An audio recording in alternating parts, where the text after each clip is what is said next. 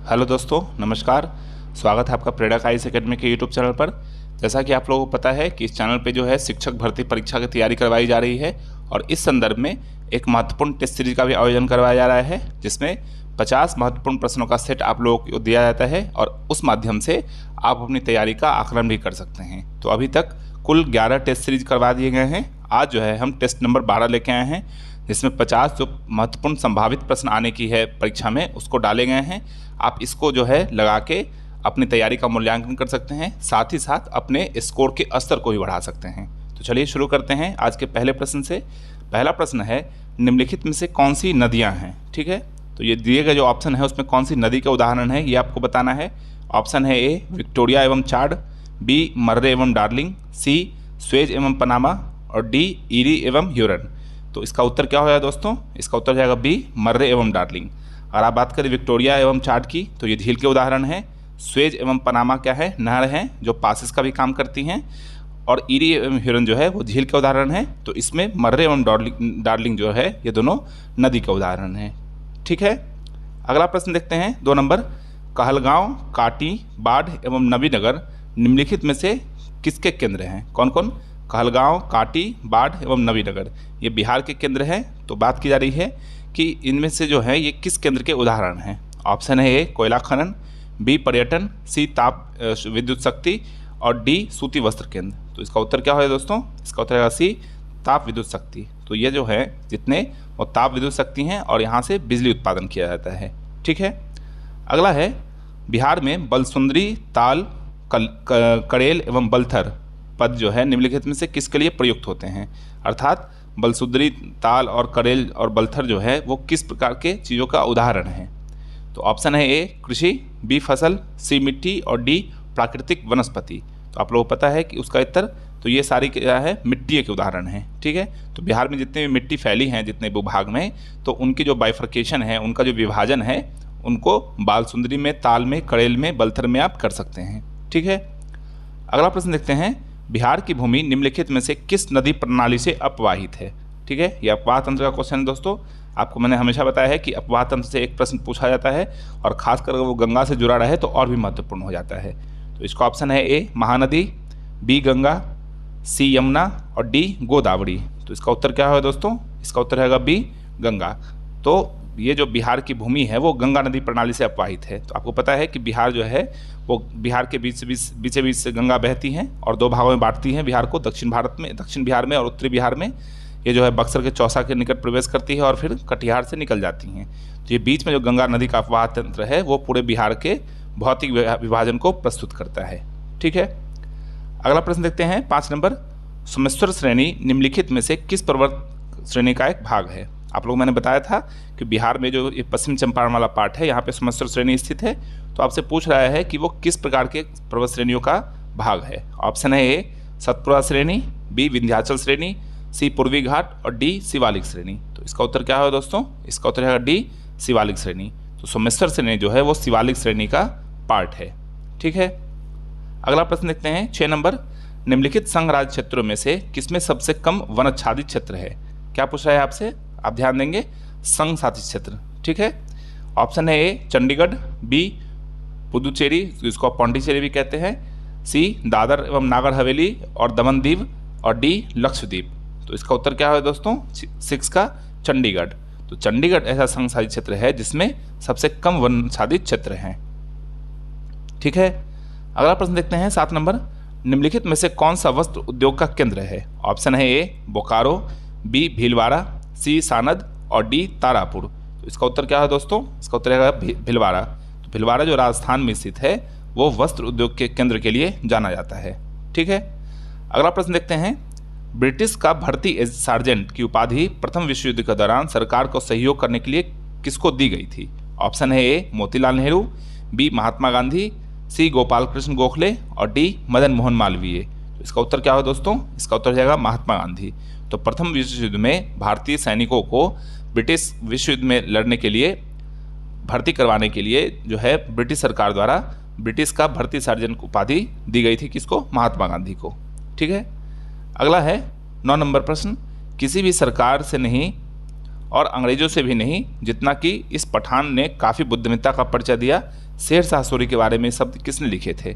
आप लोग पता है कि शेर शाह सूरी जो है बिहार के शासक थे, जिनका कि जो है मृत्यु के पश्चात उनका जो है सासाराम में बनाया गया है उनका स्थल। तो पूछ रहा है कि किसके बारे में ये कथन लिखा गया था, ठीक है, किसने कहा था ये? ऑप्शन है ए एच.जी. कीन, बी के.आर. कानूनगो, सी W.H. मॉडलैंड और डी V.R. स्मिथ। तो इसका उत्तर क्या हो दोस्तों? इसका उत्तर जाएगा एच.जी. कीन, ठीक है। अगला प्रश्न देखते हैं 10 नंबर। भारत के एकीकरण के बाद मध्य पूर्व और एशिया को एक करना चाहता था, जो एक विश्व साम्राज्य की स्थापना की ओर एक महत्वपूर्ण कदम था। R.P. त्रिपाठी ने मुगल कालीन भारत के किस सम्राट के बारे में यह लिखा है? ठीक है, ऑप्शन है ए बाबर, बी शेरशाह सूरी, सी अकबर और डी औरंगजेब। तो इसका उत्तर क्या हो दोस्तों? इसका उत्तर जाएगा अकबर, ठीक है। अगला प्रश्न देखते हैं। अलाउद्दीन दिल्ली का प्रथम तुर्की सुल्तान था, जिसने धर्म को राज्य के अधीन लाने और घटकों से परिचय कराने का श्रेय जाता है, जो सैद्धांतिक रूप में राज्यों को धर्मनिरपेक्ष बनाते हैं। ये शब्द किसने लिखे? ऑप्शन बुलजले गे, बी के.एस. लाल, सी A.L. श्रीवास्तव और डी जियाउद्दीन बर्नी। तो इसका उत्तर क्या है दोस्तों? इसका उत्तर रहेगा A.L. श्रीवास्तव, ठीक है। अगला है राजत्व के उसके सिद्धांत प्रतिष्ठा, शक्ति और न्याय के सिद्धांतों पर आधारित थे। बलवन के बारे में ये शब्द किसने कहा था? तो राजत्व के सिद्धांत जो है बलवन के से संबंधित था। तो इसके बारे में एक कथन किस इतिहासकार ने कहा था? ऑप्शन है ए A.B.M. हबीबुल्ला, बी जियाउद्दीन बर्नी, सी स्टेनले पूल और डी R.P. त्रिपाठी। तो इसका उत्तर क्या होगा दोस्तों? इसका उत्तर हो जाएगा बी जियाउद्दीन बर्नी, ठीक है। तो जियाउद्दीन बर्नी ने यह कथन कहा था किसके बारे में? बलवन के बारे में। अगला है 13 नंबर प्रश्न। बोरोबुदुर विश्व में सबसे अद्भुत स्तूप है और इसकी मूर्ति कला किसका शानदार उदाहरण है? ऑप्शन है ए भारत तिब्बत कला, बी भारत कंबोडिया कला, सी भारत चंपा कला और डी भारत जावा कला। तो इसका उत्तर क्या होगा दोस्तों? 13 का डी भारत जावा कला। तो बोरोबुदुर जो विश्व में सबसे अद्भुत स्तूप है, इसका जो मूर्ति कला है वो भारत जावा कला का उदाहरण है, ठीक है। अगला प्रश्न देखते हैं। प्रसिद्ध इलाहाबाद प्रशस्ति के लेखक कौन थे? ठीक है, आप लोग पता है कि समुद्रगुप्त से जो है संबंधित है इलाहाबाद प्रशस्ति अभिलेख। पूछ रहा है कि इसके लेखक कौन थे? तो ऑप्शन है ए कालिदास, बी हरिसेन, सी रविकीर्ति और डी शूद्रक। तो इसका उत्तर क्या है दोस्तों? इसका उत्तर है बी हरिसेन। तो इलाहाबाद प्रशस्ति का संबंध किससे है? हरिसेन से है, ठीक है। अगला प्रश्न देखते हैं 15 नंबर। अशोक के नीति के आर्थिक परिणाम के कारण ही मौर्य साम्राज्य का पतन अधिकांशतः उचित था। इस तथ्य में किसने विश्वास किया? ऑप्शन है ए रोमिला थापर, बी D.N. झा, सी V.A. स्मिथ और डी S.C. रायचौधरी। तो इसका उत्तर क्या होगा दोस्तों? इसका उत्तर जाएगा ए रोमिला थापर। आप लोग पता है कि रोमिला थापर जो प्रसिद्ध इतिहासकार हैं, उन्होंने अशोक के नीति के आर्थिक परिणाम के कारण ही मौर्य साम्राज्य का पतन अधिकांशतः उचित था, इस कथन में विश्वास किया था, ठीक है। अगला प्रश्न देखते हैं। पूर्व गुप्त काल में शीशे के सिक्के एक बड़ी संख्या जारी की गई थी, किसके द्वारा की गई थी? ऑप्शन ए सातवाहनों द्वारा, बी शकों द्वारा, सी कुषाणों द्वारा और डी मौर्यों के द्वारा। तो इसका उत्तर क्या हो दोस्तों? इसका उत्तर रहेगा ए सातवाहनों के द्वारा। तो गौतमीपुत्र सातकर्णी जो सातवाहन वंश के संस्थापक थे, तो सातवाहनों के द्वारा क्या होती थी कि गुप्त काल में, जो पूर्व गुप्त काल था उस समय में शीशों के सिक्कों सबसे ज़्यादा मात्रा में जारी की गई थी, ठीक है। अगला देखते हैं 17 नंबर प्रश्न। 11 अगस्त 1942 को पटना शहर में भारत छोड़ो आंदोलन का किन्होंने मार्गदर्शन किया था? ऑप्शन है ए जमींदारों ने, बी मुखियाओं ने, सी रिक्शा चलाने वाले और इक्का चालकों ने और डी नगर के अधीनस्थ नागरिकों ने। तो इसका उत्तर क्या हो दोस्तों? इसका उत्तर रहेगा डी नगर के अधीनस्थ नागरिकों ने। आप लोग पता है कि 11 अगस्त 1942 जो है भारत छोड़ो आंदोलन के समय में बिहार में एक बहुत ही महत्वपूर्ण और काला दिवस के रूप में याद किया जाता है। उस दिन जो है 7 शहीद जो पटना यूनिवर्सिटी के छात्र थे, उनको सचिवालय के समीप जो है गोली कांड में उनको गोली मार दी गई थी और वो शहीद हो गए थे। तो इस लिहाज से जो है 11 अगस्त बहुत महत्वपूर्ण है। तो वो 7 शहीद जो थे उनके भी नाम आप जो है याद करके रखेंगे, प्रश्न पूछे जाने की संभावना उससे भी रहेगी, ठीक है। अगला है तेभागा आंदोलन का संबंध किससे था? ठीक है, ऑप्शन है ए किसान, बी मजदूर, सी दलित और डी विद्यार्थी। तो इसका उत्तर क्या हो दोस्तों? 18 का एक किसान। तो तेभागा आंदोलन जो था वो किसान आंदोलन था, ठीक है। अगला प्रश्न देखते हैं 19 नंबर। किसने स्वतंत्र भारत के प्रथम प्रधानमंत्री जवाहरलाल नेहरू का साहस और दूरदर्शिता के उत्कृष्ट नेता के रूप में अभिवादन किया था? ऑप्शन है ए Maulana Abul Kalam Azad, B Lord Mountbatten, सी सरदार पटेल और डी क्लेमेंट एटली। तो तो इसका उत्तर क्या होगा दोस्तों, इसका उत्तर रहेगा बी लॉर्ड माउंटबेटन। ठीक है, अगला प्रश्न देखते हैं 20 नंबर। निम्नलिखित में से नोबेल शांति पुरस्कार प्रदान करने का निर्णय कौन लेता है? ऑप्शन है ए यूएनओ, बी यूएसए, सी नॉर्वे की सरकार और डी नॉर्वे की नोबेल समिति। तो इसका उत्तर क्या होगा दोस्तों, इसका उत्तर रहेगा डी नॉर्वे की नोबेल समिति। आप लोग पता है कि अल्फ्रेड नोबेल के याद में और उनके सम्मान में प्रतिवर्ष नोबेल पुरस्कार प्रदान किए जाते हैं और नॉर्वे की जो नोबेल समिति है वो नोबेल पुरस्कार शांति पुरस्कार प्रदान करने का निर्णय लेती है। ठीक है, आप लोग पता है कि अल्फ्रेड नोबेल ने किसका आविष्कार किया था, तो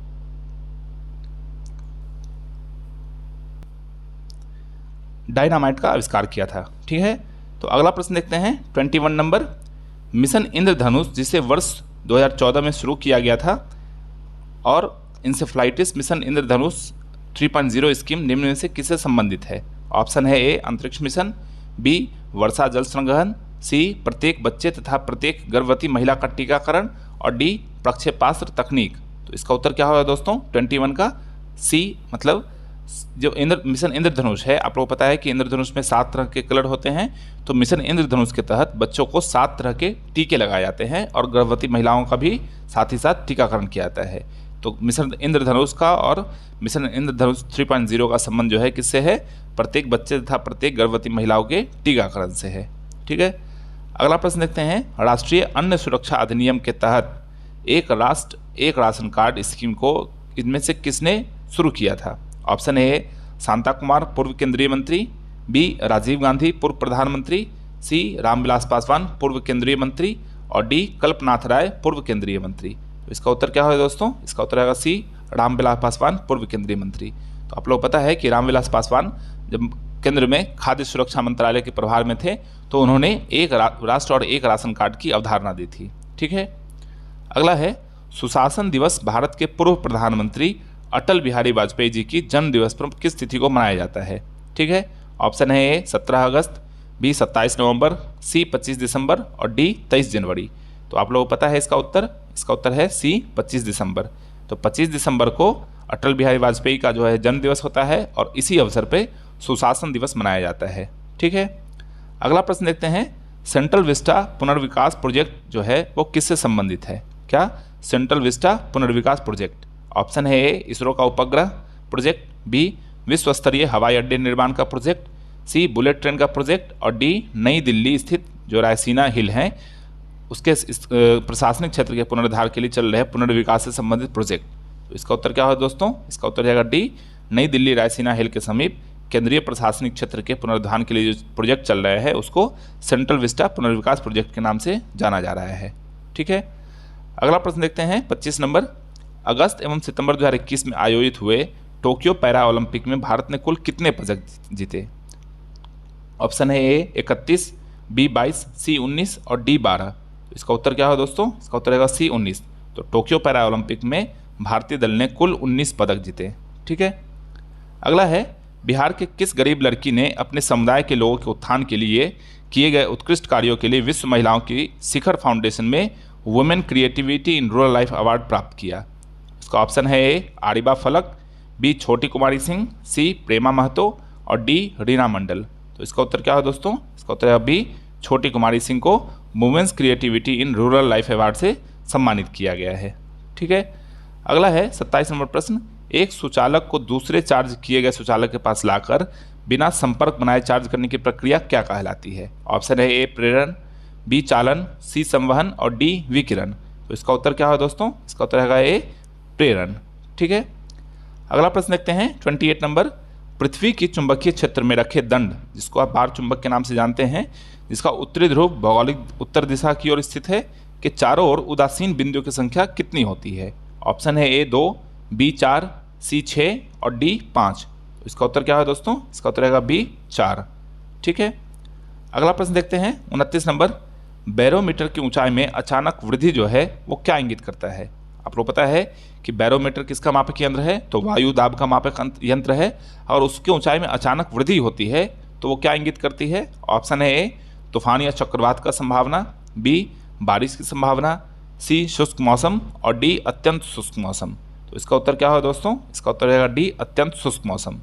तो बैरोमीटर में अगर ऊंचाई में अचानक वृद्धि होती है तो वो अत्यंत शुष्क मौसम को डिनोट करती है। ठीक है, अगला प्रश्न देखते हैं 30 नंबर। पेंडुलम घड़ी की समयावधि, जिसको आप दोलन काल के नाम से भी जानते हैं, क्या होती है? ऑप्शन है ए 1 सेकेंड, बी 2 सेकेंड, सी 1 मिनट और डी 1 घंटा। तो इसका उत्तर क्या होगा दोस्तों? इसका उत्तर रहेगा बी 2 सेकेंड। तो दोलन काल क्या होता है कि एक बार जो जाती है इधर से इधर और एक बार इधर से इधर आती है, तो जाने का और आने का दोनों का जो क्रम मिला के बोलते हैं उसको दोलन काल बोलते हैं। तो जो पेंडुलम की घड़ी होती है उसकी समयावधि क्या होती है? 2 सेकेंड की होती है। ठीक है, अगला प्रश्न देखते हैं 31 नंबर। खमीर का उपयोग डैश के उत्पादन में किया जाता है? ऑप्शन है ए चीनी, बी हाइड्रोक्लोरिक एसिड, सी शराब और डी सल्फ्यूरिक एसिड। तो आपसे पूछ रहा है कि खमीर का उपयोग किसके उत्पादन में किया जाता है? तो इसका उत्तर क्या होगा दोस्तों? इसका उत्तर रहेगा सी शराब के उत्पादन में। ठीक है, अगला प्रश्न देखते हैं 32 नंबर। निम्नलिखित में से हमारे शरीर के तापमान को नियंत्रित करने के लिए सबसे अधिक सक्रिय रूप से कौन कार्य करता है? किसको? हमारे शरीर के तापमान को। ऑप्शन है ए त्वचा, बी दिल, सी फेफड़े और डी पेट। तो इसका उत्तर क्या होगा दोस्तों? इसका उत्तर रहेगा ए त्वचा। तो आप लोग पता है कि त्वचा में जो श्वेत ग्रंथियाँ उपस्थित होती हैं, जो पसीना के निकालने का काम करती हैं, वो हमारे शरीर के तापमान को नियंत्रित करने के लिए सबसे सक्रिय रूप में कार्य करती है। ठीक है, अगला प्रश्न देखते हैं 33 नंबर। विटामिन ए का सबसे अच्छा स्रोत क्या है? ऑप्शन है ए गेहूँ, बी शहद, सी गाजर और डी मूंगफली। तो इसका उत्तर क्या होगा दोस्तों? इसका उत्तर रहेगा सी गाजर। तो विटामिन ए का सबसे अच्छा स्रोत क्या है? गाजर है। ठीक है, अगला है 34 नंबर प्रश्न। संक्रामक रोगों का सबसे सामान्य वाहक कौन सा है? ठीक है, तो ऑप्शन है ए चींटी, बी मक्खी, सी ड्रैगन फ्लाई और डी मकड़ी। तो इसका उत्तर क्या होगा दोस्तों 34 का? बी मक्खी। तो संक्रामक रोग होते हैं वो सबसे ज़्यादा किससे फैलते हैं? मक्खी से फैलते हैं। ठीक है, अगला है 35 नंबर प्रश्न। फूल का डैश जो है वो फल बनता है? ऑप्शन है बाह्यदल पुंज, बी पंखुड़ी, सी अंडाशय और डी अपड़ा। तो इसका उत्तर क्या होगा दोस्तों? 35 का सी अंडाशय। तो जो फूल का अंडाशय वाला भाग होता है वो क्या होता है? विकसित होकर फल का स्वरूप धारण करता है। ठीक है, अगला प्रश्न देखते हैं 36 नंबर। डैश मांसपेशी की हड्डी को जोड़ता है? ऑप्शन है ए उपास्थि, बी अस्थिबंध, सी कंडरा और डी अंतरालीय द्रव। तो इसका उत्तर क्या होगा दोस्तों? इसका उत्तर रहेगा सी कंडरा। तो कंडरा जो है वो मांसपेशियों को क्या करता है? हड्डियों से जोड़ता है। ठीक है, अगला प्रश्न देखते हैं 37। निम्नलिखित में से डैश आम के पौधे और बंदर दोनों की कोशिकाओं में पाया जाता है? किसमें किसमें? आम के पौधे में भी और बंदर में भी। ऑप्शन है ए क्लोरोप्लास्ट, बी सेंटियोल, सी कोशिका भित्ति और डी कोशिका झिल्ली। इसका उत्तर क्या होगा दोस्तों? डी कोशिका झिल्ली। इसको आप सेल मेम्ब्रेन के नाम से जानते हैं। तो सेल मेम्ब्रेन क्या है कि आम के पौधे में और बंदर में दोनों कोशिकाओं में समान रूप से पाया जाता है। अगला है 38 नंबर। डैश के अभ्यास से जानवरों में के क्लोन तैयार किए जाते हैं? ऑप्शन है ए आनुवांशिकी, बी पारिस्थितिकी, सी जैव प्रौद्योगिकी और डी भ्रूण विकास। तो इसका उत्तर क्या होगा दोस्तों? इसका उत्तर रहेगा सी जैव प्रौद्योगिकी। तो बायोटेक्नोलॉजी के प्रयोग से क्या होते हैं? हम लोग जानवरों के क्लोन को तैयार कर सकते हैं उसके डीएनए के बाइफर्केशन के मदद से। ठीक है, आप लोगों को पता है कि डीएनए को काटने का काम क्या करता है? रेस्ट्रिक्शन एंजाइम करता है और जोड़ने का काम क्या करता है? लाइगेज एंजाइम करता है। तो आप ये दोनों को भी याद रखेंगे। ठीक है, जब हम क्लोनिंग करते हैं तो क्या करते हैं कि एक पार्ट को काट के किसी एक पार्ट से जोड़ के और उसमें नया जो है हम लोग क्लोन तैयार करते हैं। ओके, अगला देखते हैं 39 नंबर प्रश्न। निम्नलिखित विशेषताओं में से कौन सी रासायनिक परिवर्तन की विशेषता नहीं है? मैंने आप लोगों को पहले बताया था कि 2 प्रकार के परिवर्तन होते हैं, एक रासायनिक परिवर्तन और एक भौतिक परिवर्तन। भौतिक परिवर्तन वैसा परिवर्तन जिससे पदार्थ जो है वो पुनः अपने पूर्व की अवस्था में वापस लौट आता है, जैसे बर्फ का पिघलकर पानी बनना, यह भौतिक परिवर्तन का उदाहरण है। और रासायनिक परिवर्तन जिससे पदार्थ जो है अपने पूर्व की जो है अवस्था में वापस नहीं लौट पाता है, जैसे माचिस का जलना। ठीक है, तो वैसी आप प्रक्रिया ध्यान रखेंगे जिसमें पदार्थ जो है पुनः अपने पहले के रूप में आ जाए, वो भौतिक परिवर्तन है। और अगर नहीं आ पाए तो वो रासायनिक परिवर्तन है। ठीक है, तो आपसे पूछ रहा है कि निम्नलिखित विशेषताओं में से कौन सी रासायनिक परिवर्तन की विशेषता नहीं है? ये याद रखेंगे, ध्यान रखेंगे, आप लोग नहीं पूछ रहे हैं आपसे। ऑप्शन है ए अनुत्क्रमणीय होना, बी नए पदार्थ बनना, सी ऊर्जा में कोई निवल परिवर्तन नहीं होना और डी ऊर्जा का अवशोषण होना। तो इसका उत्तर क्या हो दोस्तों? 39 का सी ऊर्जा में कोई निवल परिवर्तन नहीं होना। ठीक है, अगला प्रश्न देखते हैं 40 नंबर। आधुनिक परमाणु प्रतीक डैश द्वारा प्रस्तावित विधि पर आधारित है? ऑप्शन है ए बोर, बी बर्जीलियस, सी डाल्टन और डी थॉमसन। तो इसका उत्तर क्या हो दोस्तों? 40 का बर्जीलियस। तो आधुनिक परमाणु प्रतीक जो हैं वो डैश के द्वारा मतलब बर्जिलियस के द्वारा प्रस्तावित विधि पर आधारित हैं। ठीक है, अगला प्रश्न देखते हैं, मॉरिशस की राजधानी क्या है? ऑप्शन है ए सुरेपिपे, बी ग्रैंडबेई, सी पोर्ट लुइस और डी महेबर्ग। तो इसका उत्तर क्या होगा दोस्तों? 41 का सी पोर्ट लुइस। तो मॉरिशस की राजधानी क्या है? पोर्ट लुइस है। ठीक है, अगला है, भारत द्वारा ऑपरेशन देवी शक्ति किस देश में किया गया था? ऑप्शन है ए पाकिस्तान, बी अफगानिस्तान, सी ईरान और डी चाइना, ई इनमें से कोई नहीं। तो इसका उत्तर क्या होगा दोस्तों? 42 का इसका उत्तर रहेगा बी अफगानिस्तान। तो अफगानिस्तान में जब तालिबानी शक्ति जो है वो कब्जा कर ली थी तो वहाँ से लोगों को वापस लाने के लिए ऑपरेशन देवी शक्ति चलाया गया था। ठीक है, अगला है 43 नंबर प्रश्न, भारत में किस संगठन ने एडवांस चैफ तकनीक विकसित की है? ऑप्शन है ए HAL, बी इसरो, सी IAF और डी DRDO। तो इसका उत्तर क्या होगा दोस्तों? D DRDO। तो DRDO ने एडवांस तकनीक जिसको चैफ के नाम से जानते हैं उसको विकसित किया है। अगला प्रश्न है, निम्नलिखित में से कौन सी कावेरी की सहायक नदी नहीं है? ऑप्शन है ए अमरावती, बी दूधगंगा, सी भवानी और डी हेमावती। तो इसका उत्तर क्या है दोस्तों? दूधगंगा। तो दूधगंगा जो है वो कावेरी की सहायक नदी नहीं है। ठीक है, अगला प्रश्न देखते हैं 45 नंबर, निम्नलिखित में से कौन सा एक कथन सही नहीं है? ठीक है, ऑप्शन है ए भारत में गुजरात का सबसे बड़ा समुद्री तट है, बी भारत में जोग जलप्रपात उच्चतम जलप्रपात हैं, सी भारत में कोबालम जो है वो सबसे बड़ा समुद्र तट है और डी महान सीमा भ्रंश गुजरात तथा राजस्थान के मध्य में स्थित है। तो इसका उत्तर क्या होगा दोस्तों? इसका उत्तर होगा सी, भारत में कोबालम जो है सबसे बड़ा समुद्र तट है। ये ऑप्शन सही नहीं है। ठीक है, अगला प्रश्न देखते हैं 46 नंबर, 1857 की क्रांति के समय पटना डिवीजन का कमिश्नर कौन था? ऑप्शन है A William Taylor, B brigadier Douglas, C SC वैक और डी कैप्टन RP हैरिसन। तो इसका उत्तर क्या होगा दोस्तों? 46 का ए विलियम टेलर। तो विलियम टेलर जो थे वो क्या था? 1857 की क्रांति में पटना डिवीजन का कमिश्नर था। ठीक है, अगला प्रश्न देखते हैं, पुस्तक गोदान के लेखक कौन है? आप सबको पता है इसका उत्तर दोस्तों। इसका ऑप्शन क्या है? ए मैथिली शरण गुप्त, बी सूर्यकांत त्रिपाठी निराला, सी प्रेमचंद्र और डी रामधारी सिंह दिनकर। तो इसका उत्तर क्या हो दोस्तों? सी प्रेमचंद्र। ठीक है, तो गोदान के लेखक कौन है? प्रेमचंद्र हैं। अगला है, अंतर्राष्ट्रीय महिला दिवस कब मनाया जाता है? ऑप्शन है ए 15 अप्रैल, बी 8 मार्च, सी 12 मार्च और डी 25 दिसंबर। तो इसका उत्तर क्या होगा दोस्तों? 48 का इसका उत्तर रहेगा बी 8 मार्च। तो 8 मार्च को प्रतिवर्ष क्या हो जाता है? अंतर्राष्ट्रीय महिला दिवस मनाया जाता है। ठीक है, अगला है 49, भारत ने बर्लिन में स्पेशल ओलंपिक गेम्स 2023 में कुल कितने पदक जीते हैं? ऑप्शन है ए 12, बी 200, सी 113 और डी 119। तो इसका उत्तर क्या होगा दोस्तों? बी 200 पदक। तो भारत ने बर्लिन में जो स्पेशल ओलंपिक गेम्स हो रहे हैं उसमें कुल 200 पदक जीते हैं। ठीक है, अगला है 50 नंबर प्रश्न, हाल ही में भारत ने किस देश को स्वदेश निर्मित मिसाइल INS कृपान जो है उपहार में दिया है? ऑप्शन है ए ईरान, बी अमेरिका, सी रूस और डी वियतनाम। इसका उत्तर क्या होगा दोस्तों? इसका उत्तर रहेगा डी वियतनाम। तो हाल ही में भारत ने INS कृपान किसको उपहार में दिया है? वियतनाम को। तो इसी के साथ आज का जो है सेट समाप्त हुआ। उम्मीद है कि आप लोगों ने इसमें बेहतर प्रदर्शन किया होगा और आगे भी इसी तरीके से करते रहेंगे। परीक्षा की तिथि दोस्तों नज़दीक आ रही है, तो आप अपनी पढ़ाई को गति प्रदान करें और अपनी तैयारी जो है निरंतर रूप से बढ़ाते रहें। तो चलिए, इसी उम्मीद के साथ कि आप अपना पढ़ाई जारी रखेंगे, मिलते हैं अगले वीडियो में। तब तक पढ़ते रहिए। चैनल पर अगर नए हैं तो सब्सक्राइब कीजिए, लाइक कीजिए और अपने दोस्तों में शेयर कीजिए। धन्यवाद।